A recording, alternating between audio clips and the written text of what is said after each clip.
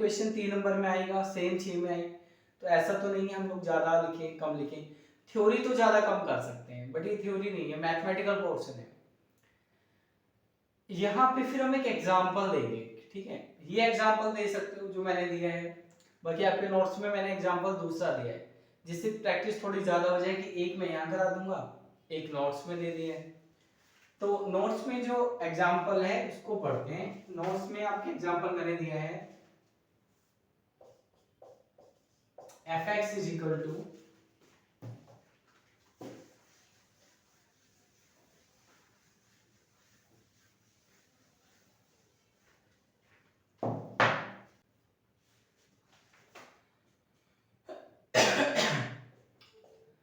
आपका जो एग्जाम्पल है आपके नोट्स में वो ये है।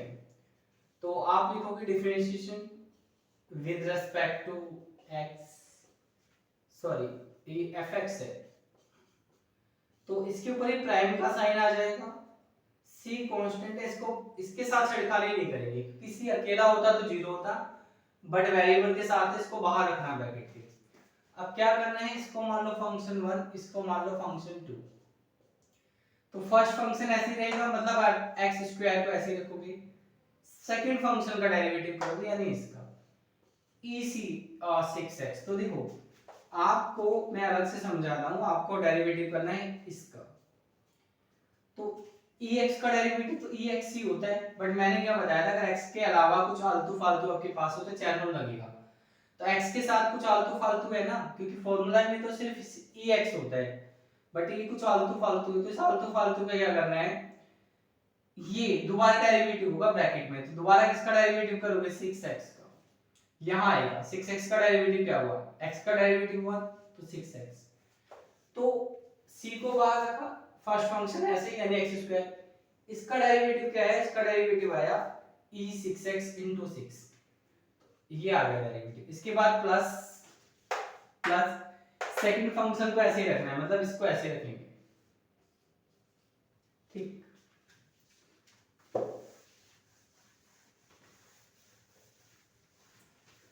तो सेकंड वाले को अब कैसे रखा, अब डेरिवेटिव करेंगे फर्स्ट का यानी एक्स स्क्वायर का, एक्स स्क्वायर है, एक्स क्यूब है क्वेश्चन में, नोट्स में एक्स क्यूब है तो ये क्यूब कर देते हैं, ठीक। तो अब की सेकंड वाला ऐसे लिखिएगा, फर्स्ट वाले का करेंगे तो फर्स्ट क्या एक्स क्यूब का डेरिवेटिव क्या हुआ 3x स्क्वायर, पता है आपको, ठीक।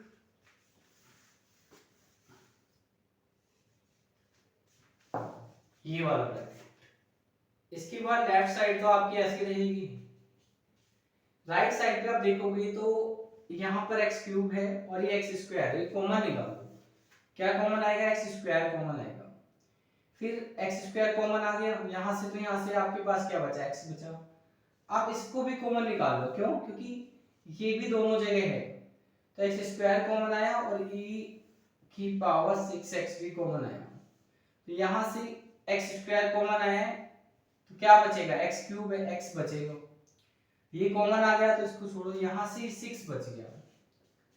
फिर ये कॉमन आ गया है, एक्स स्क्वायर भी कॉमन आ गया तो यहाँ से 3 बच गए।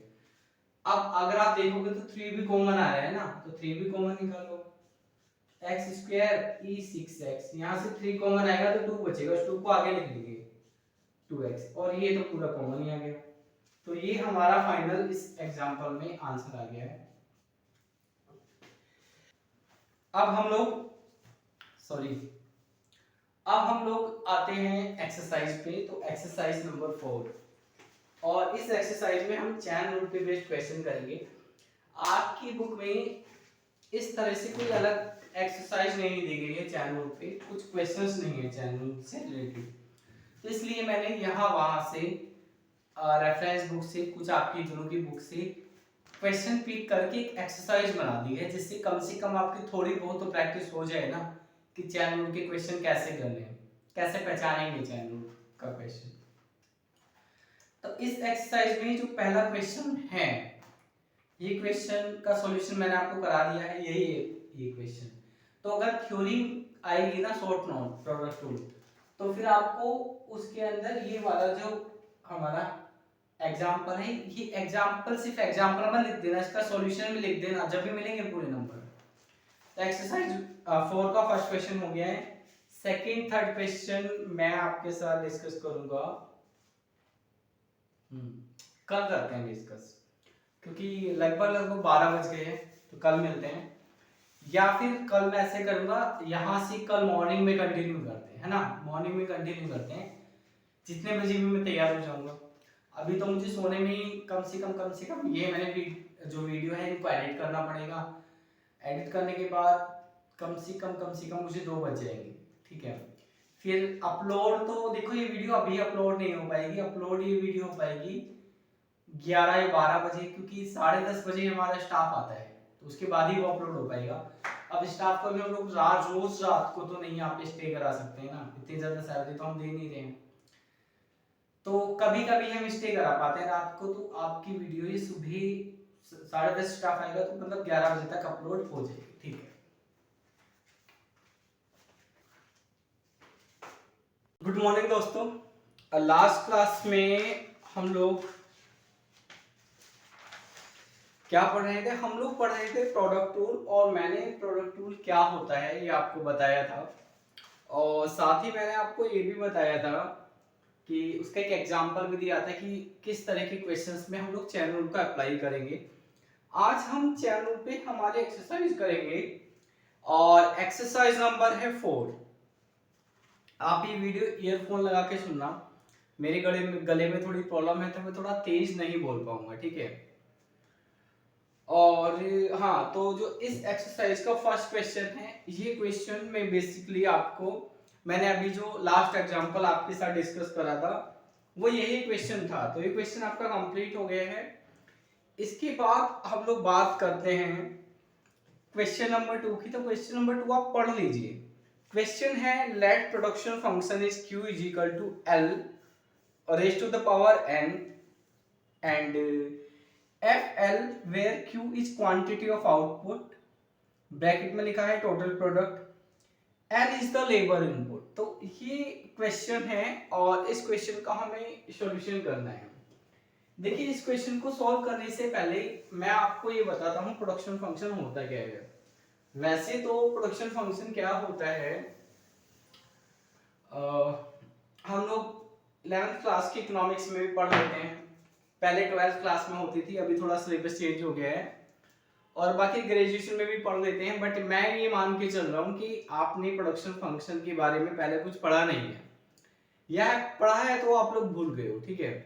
तो पहले थोड़ा सा हम लोग समझेंगे प्रोडक्शन फंक्शन क्या होता है, उसके बाद हम इस क्वेश्चन को करेंगे।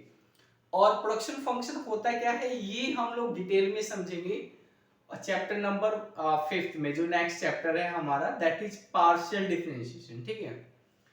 तो देखो होता क्या है, जब भी आप किसी चीज का प्रोडक्शन करते हो, जैसे अभी हमने माना था कि हम लोग पिछले कुछ एग्जांपल में मैंने एग्जांपल लिया था जूस का, कि हम जूस का प्रोडक्शन करते हैं।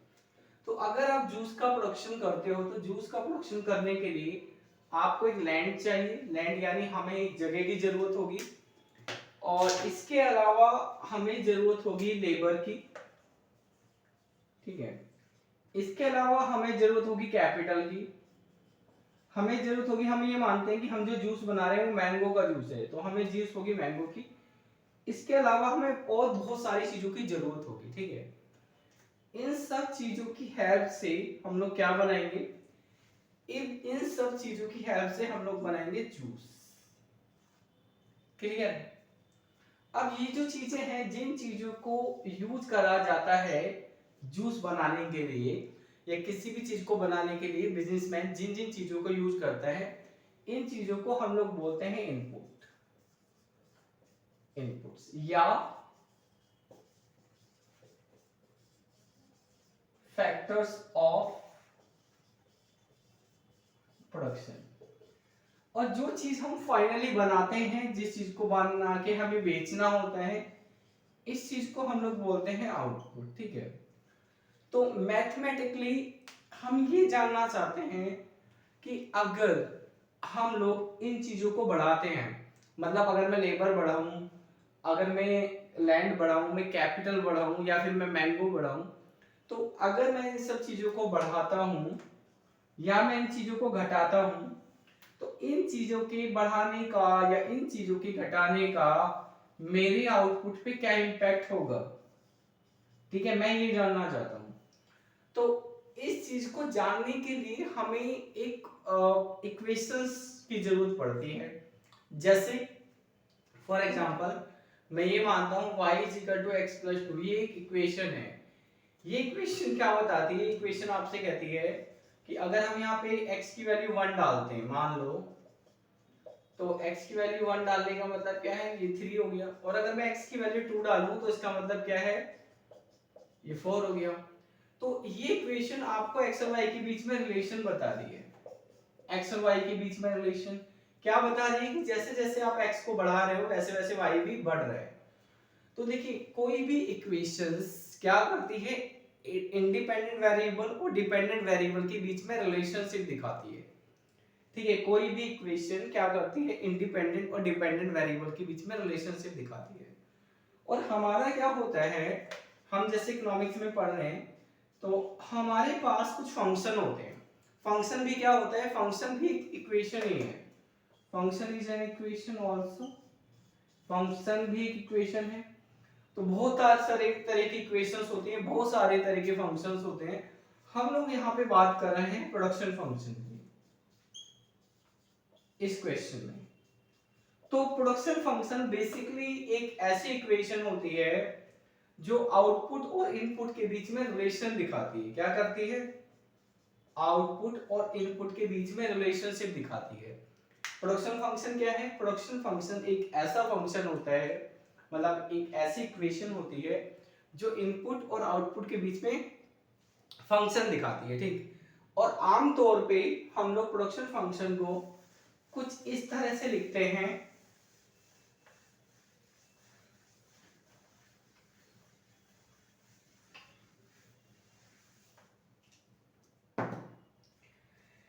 देखिए आप लोगों के लिए एक इंफॉर्मेशन है, जिन स्टूडेंट्स को फर्स्ट ईयर के असाइनमेंट बनाने हैं तो हम लोग असाइनमेंट के सॉल्यूशन प्रोवाइड कर रहे हैं। और असाइनमेंट के सॉल्यूशन की जो के बारे में ज़्यादा इंफॉर्मेशन है मैं व्हाट्सएप ग्रुप पे आपको एक लिंक दे दूंगा, वो वीडियो देख लेना, ठीक है। इसके अलावा अगर किसी स्टूडेंट्स को MEC 002 के प्रीवियस 12 क्वेश्चंस पेपर का सॉल्यूशन चाहिए तो भी मैं आपको व्हाट्सएप ग्रुप पे एक वीडियो का लिंक दे दूंगा, आप लोग उस वीडियो को देख लेना, उसमें आपको इन्फॉर्मेशन मिल जाएगी कि आपको MEC 002 के प्रीवियस ईयर के क्वेश्चंस पेपर का सॉल्यूशन कैसे परचेज करना है, ठीक। चलिए आगे कंटिन्यू करते हैं। तो मैं आपको ये बता रहा था कि हमारा जो प्रोडक्शन फंक्शन होता है उसको आम तौर पे हम ऐसे लिखते हैं,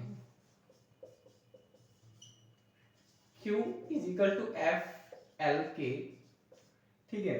जो आपका Q है, यहां पर Q है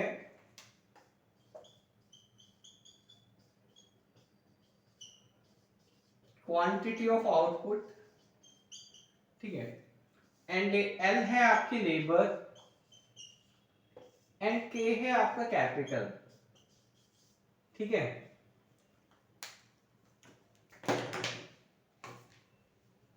और ये इक्वेशन क्या है, देखो लेबर और कैपिटल क्या है, लेबर और कैपिटल है आपके इनपुट। तो किसी भी बिजनेस में बहुत सारे इनपुट होते हैं, जैसे मैं आपको पढ़ा रहा हूं तो हमारा भी एक बिजनेस है, ठीक है, बिजनेस है ये। और इस बिजनेस में मुझे भी, मैं प्रोड्यूस क्या कर रहा हूँ, मैं एजुकेशन प्रोड्यूस कर रहा हूँ। एजुकेशन एक सर्विस है, तो मेरा आउटपुट क्या है, मेरा आउटपुट है सर्विस। तो मैं आपको पढ़ाता हूँ, आपको पढ़ाने के लिए मुझे भी बहुत सारी चीजों की जरूरत होती है। जैसे मुझे ये पूरी बिल्डिंग चाहिए, बिल्डिंग का एरिया जिस जगह पर मैं आपको पढ़ाता हूँ, ये जगह मैंने रेंट पे ले रखी है, ठीक है। और इसके अलावा मुझे एक व्हाइट बोर्ड चाहिए, इसके अलावा मुझे मार्कर चाहिए, इसके अलावा मैंने 2 कंप्यूटर खरीद रखे हैं, एक लैपटॉप खरीद रखा है, और 2 एम्प्लॉय हैं हमारे पास जिनको हम लेबर कह सकते हैं, मैं भी काम करता हूँ, मैं भी लेबर हूँ। इसके अलावा हमारे पास कुछ फर्नीचर है जैसे चेयर, टेबल और पोडियम, ट्राइपॉड एक्सेट्रा एक्सेट्रा। तो ये सारे जो इनपुट हैं, ये इनपुट्स मिला के मेरा आउटपुट बनता है, that is education, that is classes for MA economics IGNOU, ठीक है। तो जैसे मेरे बिजनेस में मैंने आपको कितने सारे इनपुट्स गिनवाए, ऐसे बहुत सारे बिजनेस में अलग अलग बिजनेस के नेचर के हिसाब से बहुत सारी इनपुट्स होते हैं।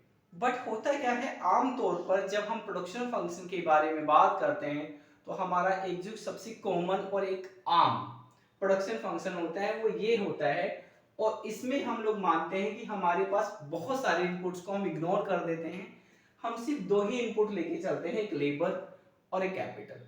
इसके पीछे का भी कारण है कि जब इनपुट बहुत सारे होते हैं, जैसे मैंने ही आपको गिनवा दिया, कंप्यूटर, हमारा फर्नीचर, व्हाइट बोर्ड, हाँ सबसे इम्पोर्टेंट चीज जो मैं आपको गिनवाना भूल गया, कैमरा और मोबाइल फोन, ठीक है। तो ये सारी चीजें, हम बहुत सारी चीजें होती है इनपुट्स, लेकिन हम इन जो यूज करते हैं वो दो ही करते हैं। अब इसके पीछे का क्या लॉजिक है, इसकी रियल लाइफ में जब बहुत सारे होते हैं तो हम दो ही क्यों यूज करते हैं, हम रियल लाइफ स्टडी क्यों नहीं कर रहे हैं? इसके पीछे का कारण ये है कि जब हम लोग ग्राफ बनाते हैं तो एक जो कॉमन ग्राफ होता है इस पे दो ही एक्सिस होते हैं, वाई एक्सिस और एक एक्स एक्सिस। अगर हम दो एक्सिस से ज्यादा लेते हैं, जेड एक्सिस भी होता है, अगर हम तीन एक्सिस लेते हैं तो फिर वो स्टडी आ जाती है 3D, 3 डायमेंशन ज्योमेट्री में। फिर उसका ग्राफ ऐसे व्हाइट बोर्ड पर बनाना आसान नहीं होता है, उसके लिए हमें कंप्यूटर की जरूरत होती है। तो वो जो कॉम्प्लेक्सिटी है उसको अवॉइड करने के लिए हम लोग आमतौर पर ग्राफ बनाने के लिए एक्स एक्सिस और वाई एक्सिस का ही यूज करते हैं। और क्योंकि हमारे पास दो ही एक्सिस होते हैं इसलिए हम दो ही इनपुट को लेके चल रहे हैं, जिससे हमें ग्राफ में अगर इनपुट्स दिखाने पड़े तो हम इनपुट्स दिखा दें, ठीक है। तो और ये हो गया है आपका आउटपुट। तो प्रोडक्शन फंक्शन क्या करता है, प्रोडक्शन फंक्शन आपको बताता है relationship between output and input. अभी फिलहाल आप इतना समझ लो, बाकी डिटेल में चैप्टर नंबर 5 में समझेंगे, ठीक है। फिलहाल हम इतना समझ लेते हैं कि प्रोडक्शन फंक्शन क्या होता है। प्रोडक्शन फंक्शन एक ऐसी इक्वेशन है जो इनपुट और आउटपुट के बीच में रिलेशनशिप दिखा रही है। अब ये रिलेशनशिप भी बहुत तरह के होते हैं, इसका कोई पर्टिकुलर टाइप नहीं है, ये डिपेंड करता है बिजनेस टू बिजनेस। जैसे मेरा बिजनेस है, मेरा प्रोडक्शन फंक्शन कुछ और होगा, जब मैंगो जूस है, मैंगो जूस का प्रोडक्शन फंक्शन कुछ और होगा, तो अलग अलग प्रोडक्शन फंक्शन होते हैं। अब हम बात करते हैं जो प्रोडक्शन फंक्शन हमें क्वेश्चन में दिया हुआ है, ठीक है। तो हमें क्वेश्चन में जो प्रोडक्शन फंक्शन दिया हुआ है, क्वेश्चन नंबर है हमारा 2, प्रोडक्शन फंक्शन है ये Q is equal to L N F L। देखो इस प्रोडक्शन फंक्शन में अगर आप देखोगे तो ये प्रोडक्शन फंक्शन क्या कह रहा है, ये प्रोडक्शन फंक्शन कह रहा है Q is the function of labour, यानी Q लेबर पे डिपेंड कर रहे हैं। अभी मैंने जो प्रोडक्शन फंक्शन लिखा था it was L and K means Q is the function of labor and capital। ये आपका एक आम कॉमन फंक्शन का आम प्रोडक्शन फंक्शन होता है, बट इस क्वेश्चन में ये दिया हुआ है। इन दोनों में डिफरेंस ये है कि यहाँ पे इनपुट्स दो हैं, एक लेबर कैपिटल, यहाँ पे इनपुट एक ही है दैट इज लेबर। देखिए बहुत कुछ ऐसे भी बिजनेस होते हैं जिनमें लेबर और कैपिटल दो इनपुट भी नहीं होते हैं, सिर्फ एक ही इनपुट होता है और एक ही इनपुट से काम चलता है। देखिए फॉर एग्जांपल हम ये मान के चलते हैं कि आपके घर पे एक कार वॉश करने वाला आता है। आजकल एक बिजनेस चला है नया, आप लोगों ने देखा होगा कि लोगों के घर पे कार वॉश करने वाला आता है, यानी कि कार को धोने वाला आता है रोज, ठीक है। तो जो कार धोने वाला व्यक्ति आपके घर पर आता है वो क्या दे रहा है, वो आपको सर्विस दे रहा है, उसका बिजनेस है आपकी कार साफ करना। लेकिन अगर आप उसका प्रोडक्शन फंक्शन देखें, यानी उसका जो आउटपुट है, जो वो सर्विस दे रहा है, वो किस चीज पर डिपेंड करती है, क्या उसका कोई इन्वेस्टमेंट है? तो आप देखोगे उसको कोई इन्वेस्टमेंट नहीं है, वो आपके घर पर आता है, आपसे एक बाल्टी लेता है और आपसे पानी लेता है, आपसे ही पानी लेता है और आपसे गंदा सा कपड़ा लेता है, गंदा साफ आपकी मर्जी, जो उसको देना है दे दो। तो उस कपड़े से वो आप और पानी से जो उसने आपके घर से लिया है आपकी कार धो देता है। यानी कि उसका जो बिजनेस है उस बिजनेस में किसी और चीज की जरूरत नहीं है, उस बिजनेस में सिर्फ लेबर की जरूरत है, ठीक है। इसी तरह से और भी कुछ लोग होते हैं, जैसे कि मान लीजिए आपका एक प्रोग्राम होता है और आप अपने एक प्रोग्राम पे एक कवि को बुलाते हैं, ठीक है, उसको पोयम सुनानी है। तो जब वो कवि आपके घर पर आएगा, उसका भी ये बिजनेस है। क्या बिजनेस है? कि वो कविता सुनाता है और आपसे पैसे लेता है। तो जब वो आता है आपके घर पे या आपकी किसी फंक्शन में, मान लीजिए आपका बर्थडे है और आप बुलाते हो एक कवि को कविता सुनाने के लिए, तो वो आएगा, अपनी एक डायरी लेके आएगा जिसमें कुछ कविता लिखी होंगी, या फिर कभी कभी वो A4 साइज के कुछ पेजेस ले आते हैं जिसपे कविता होती है। आते हैं, खड़े होते हैं, सुनाते हैं, चले जाते हैं। तो उसका जो बिजनेस है, उस कवि का जो बिजनेस है, अगर आप देखोगे उसमें इन्वेस्टमेंट क्या है, उसके इनपुट्स क्या है, तो उसका इनपुट्स कुछ नहीं है। वही जगह बैठता है, थॉट आते हैं, कविता लिखता है। कहने का मतलब यह है कि कुछ ऐसे भी बिजनेस हैं जिनमें किसी कैपिटल की जरूरत नहीं है, उसमें सिर्फ लेबर लगती है। तो यहाँ पे हमें जो प्रोडक्शन फंक्शन दिया है, ये किसी ऐसे ही बिजनेस का प्रोडक्शन फंक्शन है जिसमें कोई कैपिटल नहीं है, सिर्फ लेबर ही लेबर है, ठीक। तो अब हमसे इस क्वेश्चन में पूछा क्या है, इस बारे में बात करते हैं। हमसे पूछा है find out marginal product of labour. इस क्वेश्चन में हमसे लेबर का मार्जिनल प्रोडक्ट पूछा है। तो मैंने जब इस चैप्टर को स्टार्ट करा था तो मैंने आपको बताया था, जब किसी भी चीज का आपसे मार्जिनल पूछा जाएगा तो आपको क्या करना है, आपको डिफरेंशिएशन का यूज करना है, ठीक। तो यहाँ पर इस क्वेश्चन में ये जो Q है आपका, इट इज आउटपुट। क्वेश्चन में दिया है, पढ़ लो आप, ये आउटपुट है और ये जो आउटपुट होता है यही आपका टोटल प्रोडक्ट होता है। क्या होता है? Total product. तो आप यहां लिखो differentiation with respect to L. L के रेस्पेक्ट में करना है। एल यहाँ पे लेबर है, लेबर इंडिपेंडेंट वेरिएबल है, और डिफरेंशिएशन हम लोग इंडिपेंडेंट वेरिएबल की रेस्पेक्ट में करते हैं। क्यू आपका डिपेंडेंट वेरिएबल है, ठीक। अब हम जब यहाँ पे डिफरेंशिएशन करेंगे, ये हो जाएगा dq बाई dl। यहाँ पे मल्टीप्लाई में दो चीजें हैं तो प्रोडक्ट टू लगेगा। फर्स्ट वाली चीज को आप ऐसे ही रहने दो, आप इसका डिफरेंशिएशन करोगे तो इसके ऊपर ऐसे प्राइम का साइन आ जाएगा, फिर प्लस का साइन। सेकंड वाली चीज को आप ऐसे ही रहने दोगे, फर्स्ट वाले का डिफरेंशिएशन करोगे तो यहाँ पे ये वाला फॉर्मूला लगाएंगे, बट इसकी जगह क्या है अब ln, तो ये n पावर आगे आ जाएगी, यहां से हो जाएगा n माइनस 1, ठीक है। अब ये जो है आपका Q है आपका टोटल प्रोडक्ट। तो जब हम टोटल प्रोडक्ट का डिफरेंशिएशन करते हैं तो हमारे पास मार्जिनल प्रोडक्ट आ जाता है। तो आपको यहां लिख लेना है मार्जिनल प्रोडक्ट। एक और बात, जब हम मार्जिन प्रोडक्ट निकालते हो तो आप किसी के रेस्पेक्ट में डिफरेंशिएशन करते हो, तो मैंने लेबर के रेस्पेक्ट में करा है, तो आपको लिखना है मार्जिनल प्रोडक्ट ऑफ लेबर। जब भी आप मार्जिनल प्रोडक्ट निकालोगे तो जिसके रेस्पेक्ट में करते हो मार्जिनल प्रोडक्ट उसका आता है। तो ये हो गया आपका मार्जिनल प्रोडक्ट। क्या है? अगर आप क्यू का डेरिवेटिव लेबर के रेस्पेक्ट में करेंगे तो क्या आएगा? Marginal product. और लेबर का है ना, तो इसके नीचे सबस्क्रिप्ट में आपको एल लिख देना है। L is standing for labour, means ampere means marginal product of labour. ये एल एन आपके पास ऐसी रहेगा, ये आपके पास ऐसी रहेगा, और आप वैसे तो आपका ये देखो आंसर आ चुका है, बाकी हम इसमें थोड़ा सा और कर सकते हैं। जैसे ये आपका एफ एल है, ये जो आपका एन है, ये एन आपके पास ऐसे रहेगा, और ये जो एल है इसको हम थोड़ा सा ऐसे लिख सकते हैं। देखिए पावर्स का एक फॉर्मूला होता है, हम लोग 7th या 8th क्लास में पढ़ते हैं। अगर x की पावर है a प्लस बी, तो हम इसको लिख सकते हैं x इंटू ए एक्स बी। अगर यहाँ पे माइनस है तो हम लोग लिख सकते हैं x की पावर a इंटू बी की x की पावर माइनस बी। इस हिसाब से n आपका ऐसे ही रहा, मैं लिखूंगा l की पावर n इंटू l की पावर माइनस 1, ठीक है। अब हम लोग क्या करेंगे, l की पावर n यहाँ पर भी है और l की पावर n यहाँ पर भी है, l की पावर n निकाल देंगे कॉमन।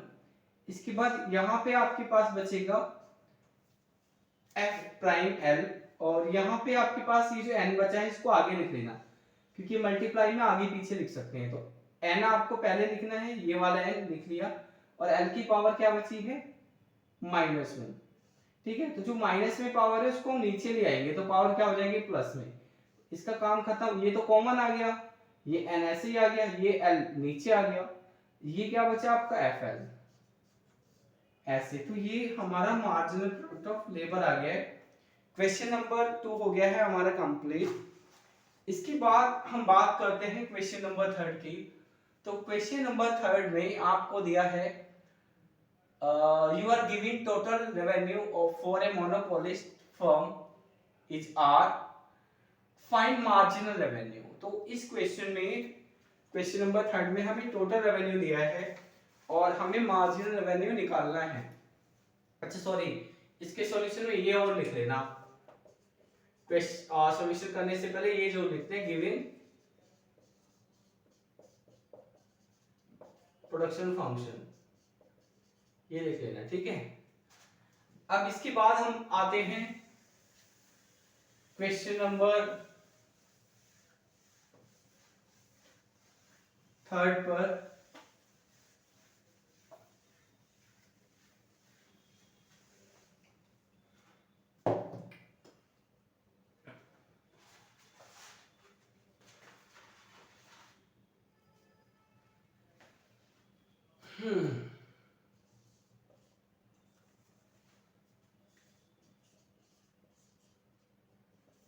गिवन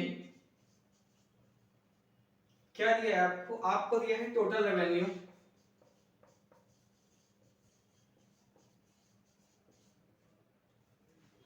टोटल रेवेन्यू को क्वेश्चन में आर से डिनोट कराया गया है, आर इज इक्वल टू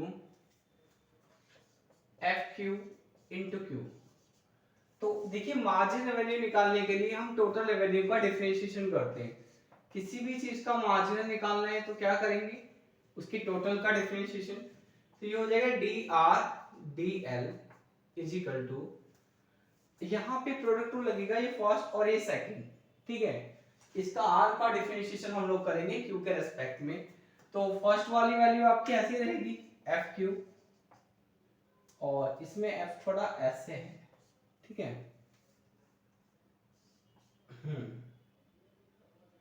और सेकंड का क्यू का डेरिवेटिव करोगे क्यू के रेस्पेक्ट में तो 1 हो जाएगा, फिर प्लस।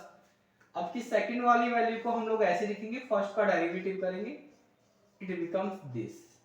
तो ये क्या है आपका, ये है आपका मार्जिनल रेवेन्यू। जब हम टोटल रेवेन्यू का डेरिवेटिव करते हैं लेबर, सॉरी एल लेंगे, क्यू है, क्यू के रेस्पेक्ट में, तो हमारे पास ये मार्जिनल रेवेन्यू आ जाता है। इसको शॉर्ट में लिखेंगे एम आर, क्या आ गया आपको F Q plus Q into F prime Q, ये आपका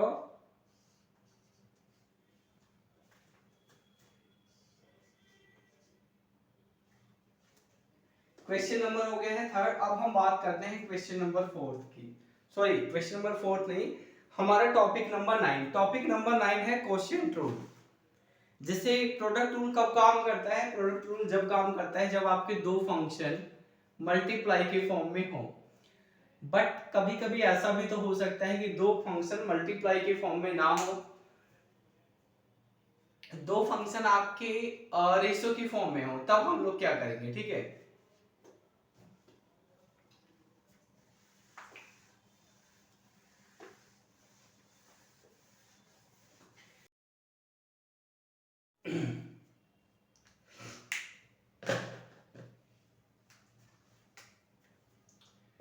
मान लीजिए कि आपके पास एक फंक्शन है कुछ इस तरह से y इज इक्वल टू, इसमें ये आपका फर्स्ट फंक्शन है और ये आपका सेकंड फंक्शन है, और आपको ध्यान रखना है ये जो वैल्यू है आपकी बेसिकली ये न्यूमरेटर है और नीचे वाली वैल्यू को हम डिनोमिनेटर कहते हैं, ठीक। तो कभी भी किसी भी ऐसे मैथमेटिकल एक्सप्रेशन में जहां पे एक वैल्यू आपकी न्यूमरेटर है और एक वैल्यू डिनोमिनेटर है, यानी कि वो जो वैल्यू है वो रेशियो की फॉर्म में लिखी हुई है, तो ऐसी जगह हमेशा कभी भी आपको ध्यान रखना है नीचे वाली वैल्यू दैट इज डिनोमिनेटर कभी जीरो नहीं होनी चाहिए। तो पहली बात तो आपको ये ध्यान रखना है कि कभी भी नीचे वाली वैल्यू जीरो नहीं होगी। अब हम आगे प्रोसीड करते हैं। तो अगर आपके पास कभी भी इस तरह की कोई सिचुएशन आती है जिसमें एक हम ऊपर वाली वैल्यू को फंक्शन 1 मान लेते हैं, हम नीचे वाली वैल्यू को फंक्शन 2 मान लेते हैं। तो अगर आपको इसका डिफरेंशिएशन करना पड़ता है विद रेस्पेक्ट टू x, तो हम लोग क्या करेंगे, देखिए लेफ्ट साइड का डेरिवेटिव हो जाएगा ये, राइट साइड पे क्या करना है उसको ध्यान से समझना है। आपको नीचे वाली वैल्यू यानी ऐसे ही लिखा रखनी है, आप ऊपर वाली वैल्यू का करोगे डिफरेंशिएशन, उसके बाद माइनस, उसके बाद माइनस के बाद आपको फर्स्ट वाली फंक्शन को ऐसे ही रखना है, उसके बाद डेरिवेटिव करना है नीचे वाले फंक्शन का, दैट इज f2, ठीक है। उसके बाद नीचे ये डिवाइड, और डिवाइड में आपको क्या करना है, डिवाइड में सेकंड वाले फंक्शन का स्क्वायर, इस रूल को हम लोग कोशेंट रूल कहते हैं। तो अगर कोई भी ऐसा क्वेश्चन है जिसमें आपको एक ऐसा क्वेश्चन दिया है जिसमें एक चीज ऊपर है एक चीज नीचे है, तो हम इस रूल को यूज करेंगे, ठीक है।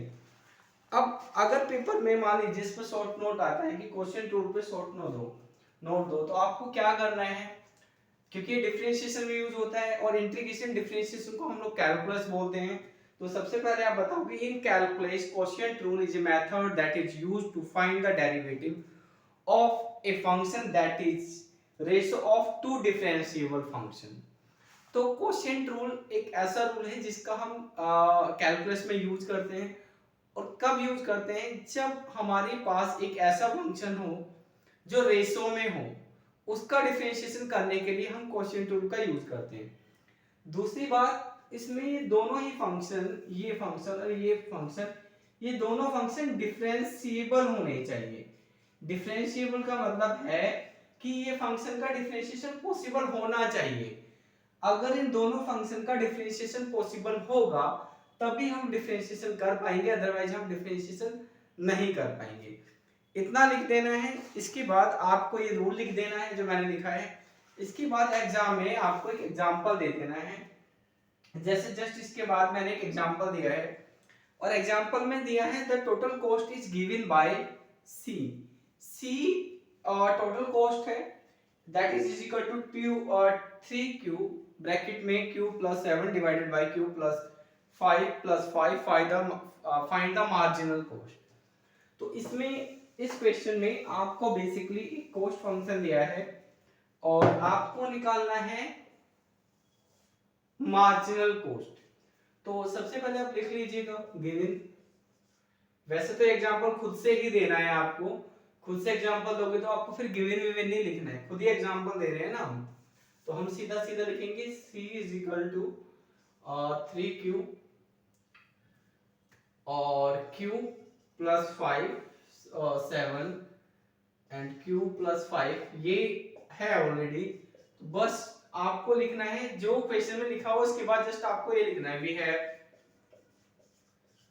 हैव लिखने के बाद आपको यहाँ लिखना है डिफरेंशिएशन।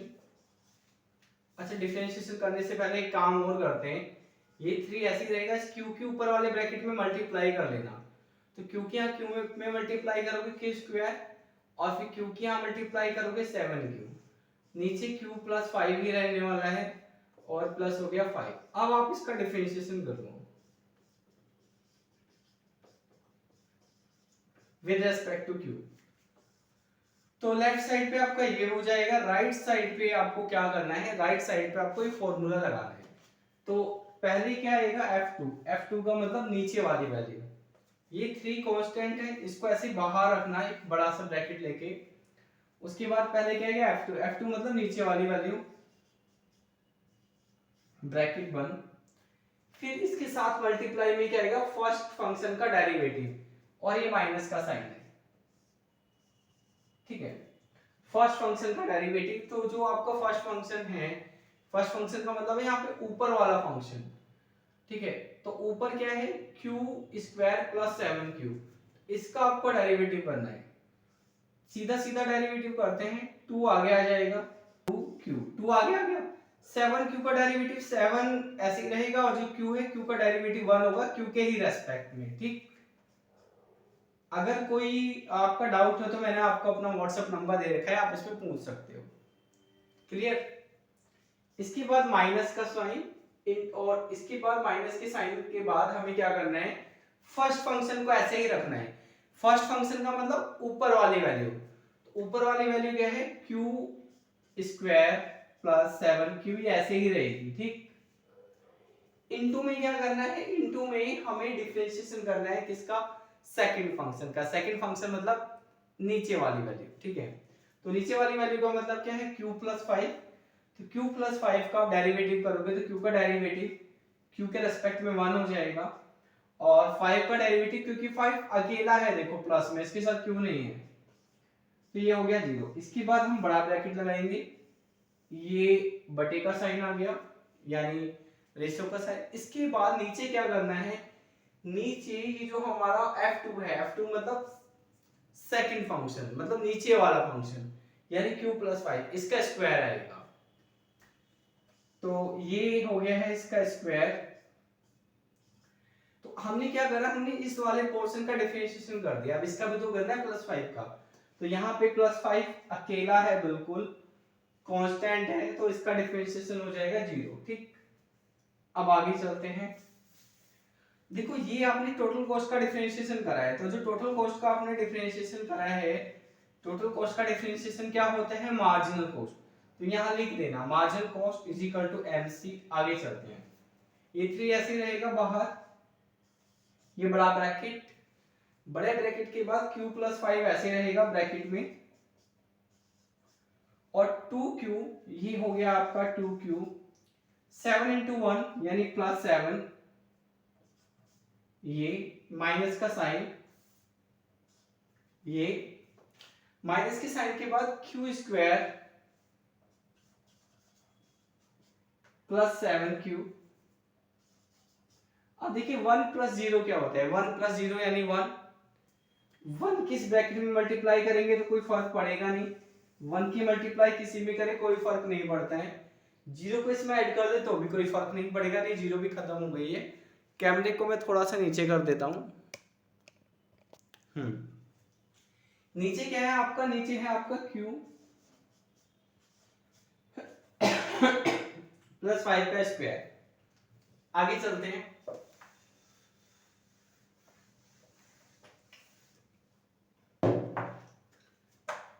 ये 3 आपका ऐसे रहेगा। अब हम इन दोनों ब्रैकेट की मल्टीप्लाई कर लेते हैं आपस में, ठीक। तो पहले तो आपको क्या करना है, q की मल्टीप्लाई आपको यहाँ करनी है, q की मल्टीप्लाई 2q में करोगे कितना हो जाएगा, 2q स्क्वायर। फिर q की मल्टीप्लाई 7 में करोगे तो कितना हो जाएगा, 7q। तो हमने इस q की मल्टीप्लाई इस पूरे ब्रैकेट में कर दी, ठीक है। जब भी दो ब्रैकेट की मल्टीप्लाई करते हैं तो पहली वाली वैल्यू की मल्टीप्लाई पहली में, फिर पहली वाली वैल्यू की मल्टीप्लाई दूसरी में। अब क्या करना है, अब हम इस 5 की मल्टीप्लाई इसमें करनी है, तो 10q, इसके बाद हम इसकी मल्टीप्लाई इसमें भी करेंगे, तो ये कितना हो जाएगा, 35, ठीक है। और ये जो माइनस है इसकी मल्टीप्लाई इस ब्रैकेट में करके इस ब्रैकेट को भी हम लोग खोल देंगे।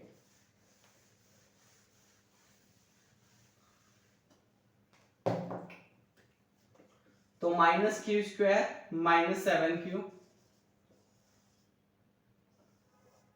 नीचे वैल्यू हमारे पास ऐसे ही आ जाएगी। ये है क्या हमारी, ये है हमारे MC। अब देखिए ये 7q से 7q कैंसिल हो गया आपका, और ये 2q स्क्वायर है, ये भी q स्क्वायर है, तो 2 में से 2q स्क्वायर में से q स्क्वायर को सब्ट्रैक्ट करोगे तो q स्क्वायर बचेगा। ये आपका है 10q,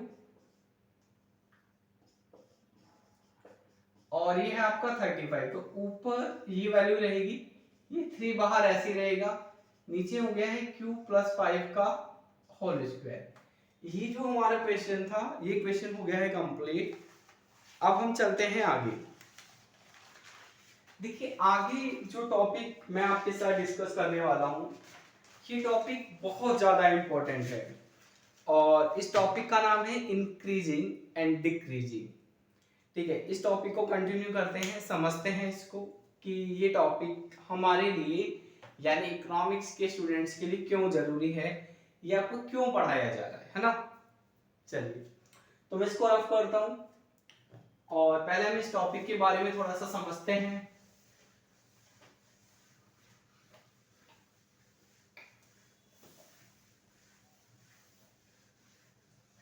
देखिए मैंने हमारे ऐप पर, और ये जो आपकी क्लासेस हैं,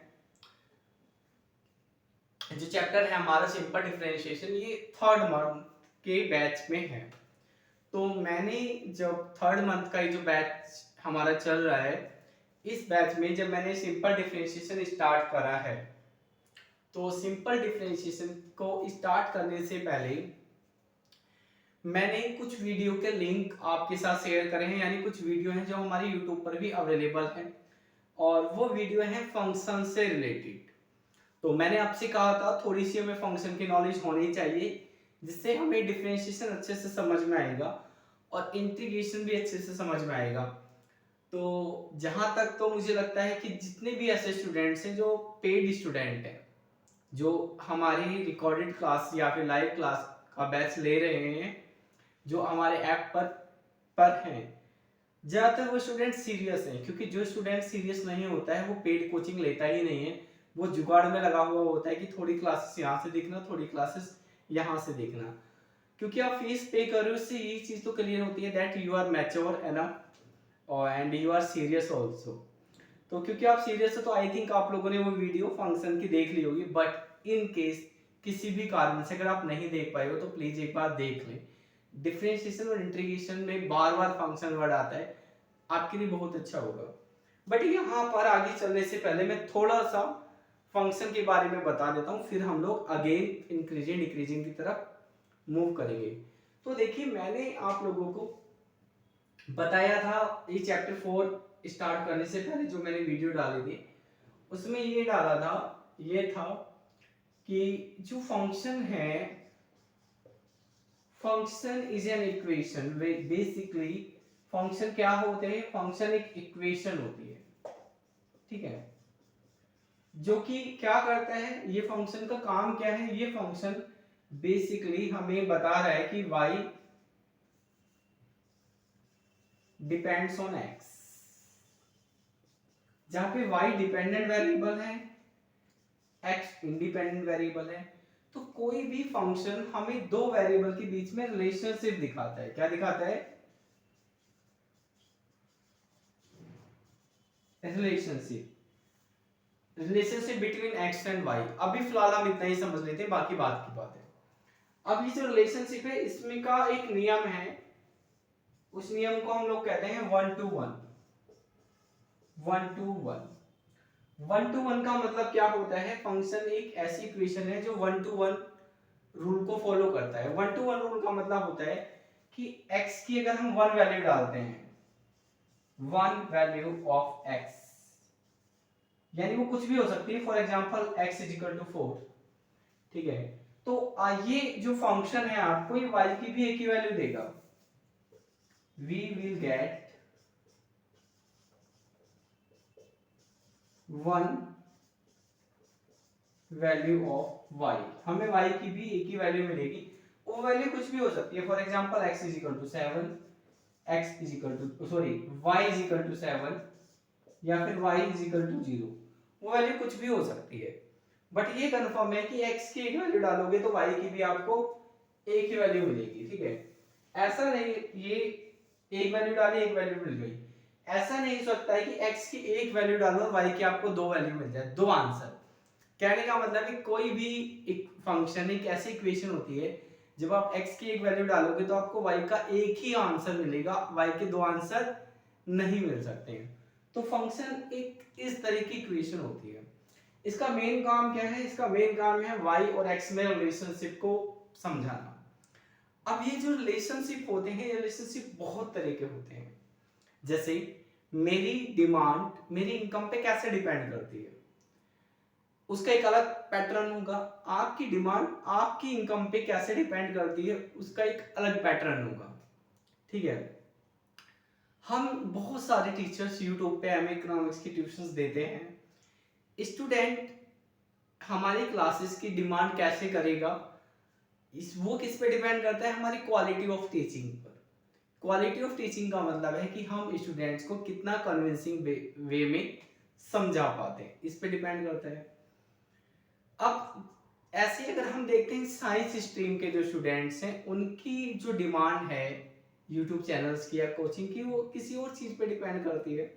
तो कुल मिला के आपको समझना ये है कि फंक्शन एक्स और वाई में जो रिलेशनशिप दिखाता है, रिलेशनशिप बहुत तरह के होते हैं, इसका कोई एक टाइप नहीं है, बहुत सारे टाइप हैं।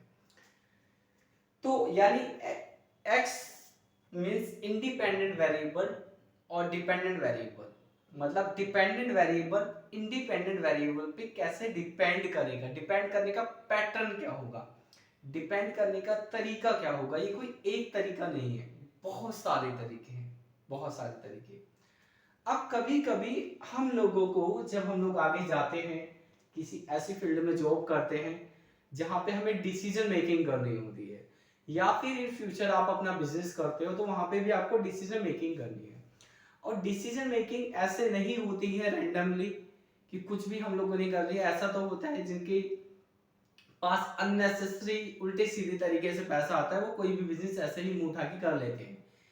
लेकिन सही तरीके से जब बिजनेस करा जाता है, उसकी एक स्ट्रेटेजी होती है, उसका एक तरीका होता है, उसकी एक रिसर्च होती है।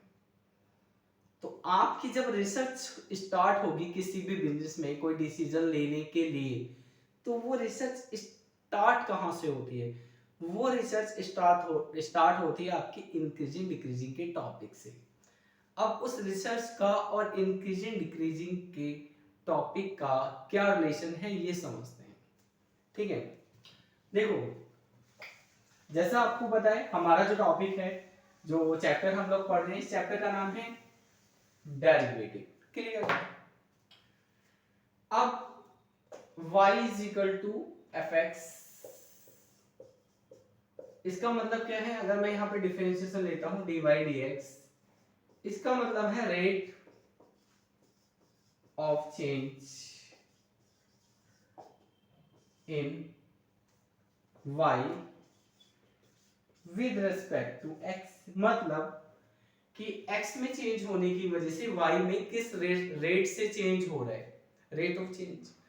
अब इस एग्जांपल को हम लोग थोड़ा सा ये कर लेते हैं, मैं ये मान लेता हूं कि ये आपका प्रॉफिट है पाई, यानी प्रॉफिट, और मैं ये मानता हूं कि प्रॉफिट ये जो फंक्शन है ये ए का फंक्शन, ए है आपका एक्सपेंडिचर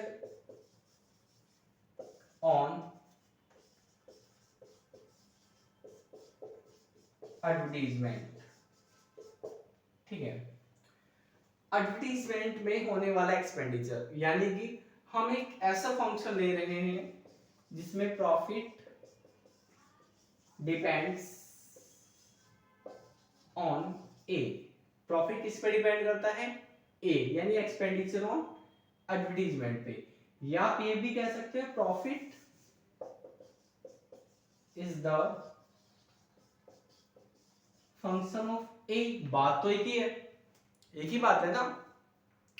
चाहे मैं कहूं profit is the function of A, चाहे मैं कहूं प्रॉफिट डिपेंड्स ऑन ए, एक ही बात है। अब यहां पे अगर मैं बात करता हूं इसकी, प्रॉफिट का डिफरेंशिएशन करते हैं ए के रेस्पेक्ट में, इसका मतलब होगा rate of change in profit means pi with respect to A. ठीक है, रेट ऑफ चेंज यानी कि अगर आप एडवर्टीजमेंट में चेंज करते हो तो आपके प्रॉफिट में क्या चेंज होगा। तो हम लोग ये जो हमारा आंसर है इसको मोटे तौर पे 3 पार्ट में डिवाइड कर देते हैं। पहला part,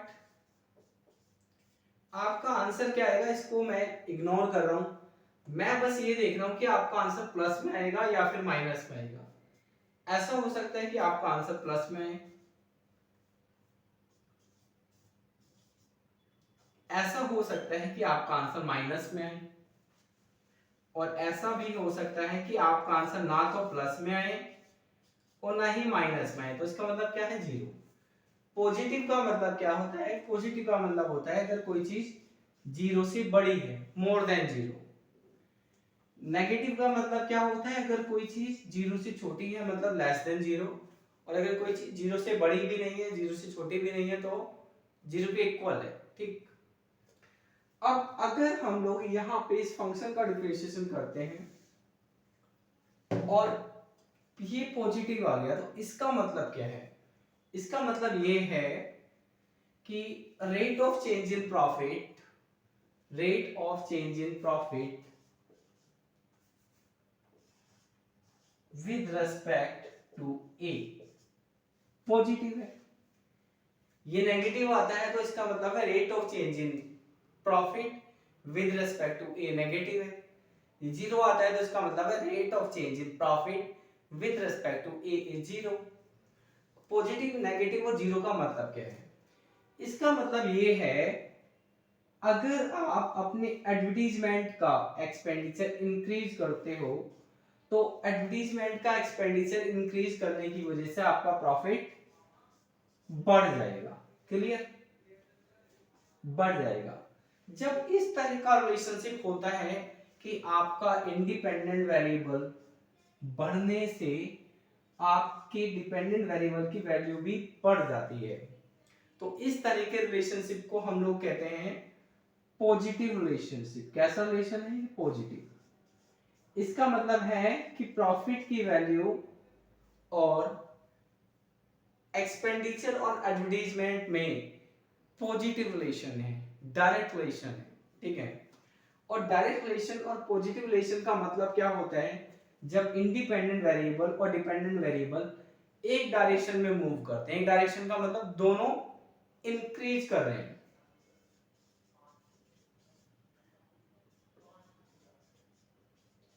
moving in same direction.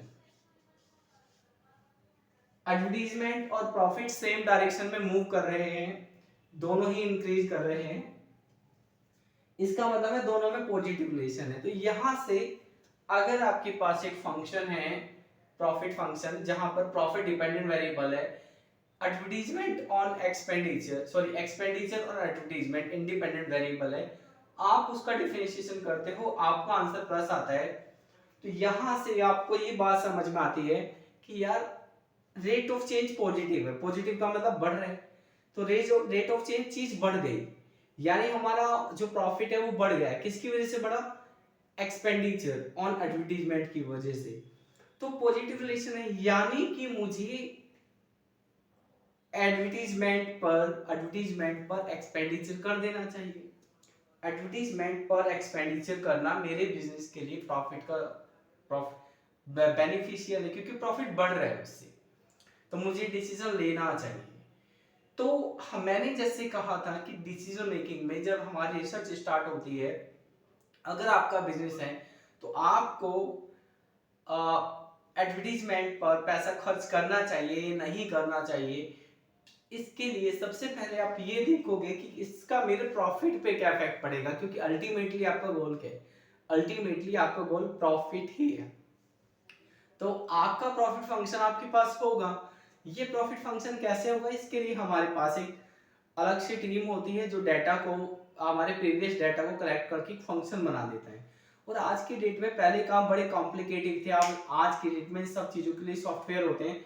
आपको जस्ट एक डाटा डालना होता है, डाटा डालने के बाद ये जो फंक्शन है ना, ये फंक्शन ऑटोमेटिक ही बन के आ जाता है। अब डिफरेंशिएशन भी नहीं करना होता है, डिफरेंशिएशन का भी फाइनल रिजल्ट हमारे पास आ जाता है। हमें आना चाहिए इंटरप्रिटेशन। अगर आप एमबीए करते हैं इकोनॉमिक्स में और किसी कंपनी में आप ये चाहते हो कि इस डिग्री का कुछ बेनिफिट हो, तो वहां पे इस फील्ड में अगर आप जॉब करोगे तो आपको हर रिजल्ट का इंटरप्रिटेशन देना आना चाहिए। इंटरप्रिटेशन अगर आप दोगे ही नहीं तो फिर फायदा क्या है? जब भी कहीं कोई रिपोर्ट मेकिंग होती है, आपको कोई रिपोर्ट बना के देनी, तो उसका मेन काम क्या है? मेन काम क्या है? आपका इंटरप्रिटेशन देना। तो इंटरप्रिटेशन पता कैसे चलेगा? अगर आप प्रॉफिट फंक्शन का डिफरेंशिएशन करोगे और पॉजिटिव आ गया तो आप ये बताओगे जो भी इंडिपेंडेंट वेरिएबल आपने लिया है, मैंने यहाँ पर एक्सपेंडिचर ऑन एडवर्टीजमेंट लिया है, आप कुछ और भी ले सकते हो। ठीक है? वो डिपेंड कर देगा जब हम आगे आगे जैसे पढ़ेंगे या फिर कंपनियों में पे डिपेंड करता है। यहाँ तो हम कुछ लिटिल बिट, पढ़ाई में थोड़ी बहुत चीजें होती हैं, जब हम रियल लाइफ में जाते हैं तो बहुत सारी चीजें हो सकती हैं। जैसे मैंने इंडिपेंडेंट वेरिएबल लिया है एक्सपेंडिचर ऑन एडवर्टीजमेंट, ये भी हो सकता है कि हम लोग साल में अगर अपने एम्प्लॉय को 2 ट्रिप घुमाते हैं, 2 बार 2 ट्रिप देते हैं, 2 बार घुमाने लेके जाते हैं, तो उससे वो थोड़ा रिलैक्स होंगे और उनका एक अटैचमेंट होगा कंपनी के प्रति कि यार हमारी कंपनी अच्छी है, हमें काम के साथ साथ हमें घूमने का भी मौका देती है। और उसमें दो टूर में हम लोग ऐसा भी कर सकते हैं कि एक में आप सब जाओगे ऑफिस के लोग और एक में आप अपनी फैमिली के साथ भी इंडिपेंडेंटली जा सकते हो, उसका खर्चा सारा कंपनी देगी। तो क्या ऐसा करने से अगर आप ये डिसीजन लेते हो तो आप पहले ही देखोगे क्या ऐसा करने से प्रॉफिट बढ़ेगा। अब कई बार क्वेश्चन ये आता है कि एम्प्लॉय को घुमाने से प्रॉफिट कैसे बढ़ेगा, तो ऐसे बढ़ेगा, इसको हम लोग मोटिवेशन कहते हैं कि अगर हम एक एम्प्लॉय को सैलरी के अलावा उसकी फैमिली में कुछ खुशियां दे पाते हैं, उसको एक ऐसा टाइम दे पाते हैं कि बिना टेंशन के, बिना काम की टेंशन के बाहर जाए, क्वालिटी टाइम स्पेंड कर अपनी वाइफ के साथ, अपने बच्चों के साथ, तो ऐसी कंपनी में के लिए जो एम्प्लॉय होते हैं, एम्प्लॉय की लॉयल्टी बढ़ती है कंपनी के लिए, वो थोड़ा ज्यादा मेहनत से काम करते हैं। अगर आपका एम्प्लॉय आपके लिए लॉयल है, मेहनती है, तो ऑब्वियस सी बात है वो ज्यादा प्रोडक्टिविटी से काम करेगा। एक एम्प्लॉय जो आपका लॉयल नहीं है, मेहनत से काम नहीं करता है, तो देखने के लिए तो वो 8 घंटे काम कर रहा है, लेकिन उसके 8 घंटे से आपको उतना प्रोडक्टिविटी नहीं निकल पा रही है आपके लिए। लेकिन अगर वो 8 घंटे मेहनत से काम करेगा तो पहले से ज्यादा काम करेगा। तो अगर पहले से ज्यादा वो काम करता है, मान लीजिए एक आप टूर देते हो एक एक हफ्ते के, साल में 2 बार 15 दिन, लेकिन अगर उस चीज से लॉयल्टी बढ़ती है और एम्प्लॉय मेहनत से काम करता है, मेहनत से काम करता है, और हम ये मान के चलते हैं कि पहले वो 8 घंटे काम करता था लेकिन प्रोडक्टिविटी 6 घंटे की थी, अब वो 8 घंटे काम कर रहा है लेकिन प्रोडक्टिविटी हो गई है 8 घंटे की या फिर 7 घंटे की, तो आप देखिए रोज 1 घंटे या 2 घंटे की प्रोडक्टिविटी बढ़ गई है। इससे पूरे साल पे कितना इफेक्ट पड़ेगा, तो जब काम ज्यादा होगा तो ऑब्वियस सी बात है प्रॉफिट भी ज्यादा होगा। तो वहां पर इंडिपेंडेंट वेरिएबल हम ये भी लिख सकते हैं कि expenditure on tour on for employees, ठीक है, वो भी ले सकते हैं। तो बहुत सारे इंडिपेंडेंट वेरिएबल हो सकते हैं, मैंने यहाँ पर एक्सपेंडिचर और एडवर्टाइजमेंट ले लिया है। इस केस में अगर ये डेरिवेटिव पॉजिटिव आता है तो यहाँ से बात आपको दो समझ लेनी है। पहली बात कि एडवर्टाइजमेंट पे जो आप एक्सपेंडिचर कर रहे हो और प्रॉफिट में पॉजिटिव रिलेशन है, और पॉजिटिव रिलेशन है मतलब दोनों चीज एक डायरेक्शन में मूव करेगी। अगर आप एक्सपेंडिचर बढ़ाओगे तो आपका प्रॉफिट भी बढ़ जाएगा, दोनों में पॉजिटिव रिलेशनशिप है। क्लियर? तो आप ये डिसीजन ले पाओगे कि यार हाँ हमें प्रॉफिट बढ़ा, अगर हम सॉरी आप ये डिसीजन ले पाओगे कि हाँ हमें एडवर्टाइजमेंट पर एक्सपेंडिचर करना चाहिए। क्यों? क्योंकि इससे हमारा प्रॉफिट बढ़ेगा। बट इन केस मानते हैं कि ये आपने डिफरेंशिएशन करा और आपके पास नेगेटिव आया, तो नेगेटिव आने का मतलब क्या है? नेगेटिव आने का मतलब ये है कि इन दोनों के बीच में नेगेटिव रिलेशन है। आपने एक्सपेंडिचर बढ़ाया, आपका जो प्रॉफिट है वो घट गया, ठीक है, तो ये सेम डायरेक्शन में मूव नहीं कर रहे, मूविंग इन अपोजिट डायरेक्शन। इसका इंटरप्रिटेशन क्या है कि आपको एडवर्टाइजमेंट पे एक्सपेंडिचर नहीं करना चाहिए क्योंकि उससे आपका प्रॉफिट कम हो रहा है। एक तीसरा केस भी हो सकता है। तीसरा केस ये है कि ये जीरो आ जाए, ना पॉजिटिव ना ही नेगेटिव। तो इसका मतलब क्या है? इसका मतलब ये है कि आपके एडवर्टाइजमेंट करने से आपके प्रॉफिट पे कोई फर्क ही नहीं पड़ रहा है, इनके बीच में कोई रिलेशन नहीं है। एडवर्टाइजमेंट में और प्रॉफिट के बीच में कोई भी रिलेशन नहीं है, नो रिलेशन, ठीक है। कहने का मतलब ये है अगर ये जीरो आ गया है तो प्रॉफिट ए पे डिपेंड ही नहीं करता है, तो profit is not a function of A, वो ए का फंक्शन है ही नहीं, ठीक है। तो तीन केसेस होते हैं। अब हम थोड़ा सा और डिटेल में इनको समझते हैं,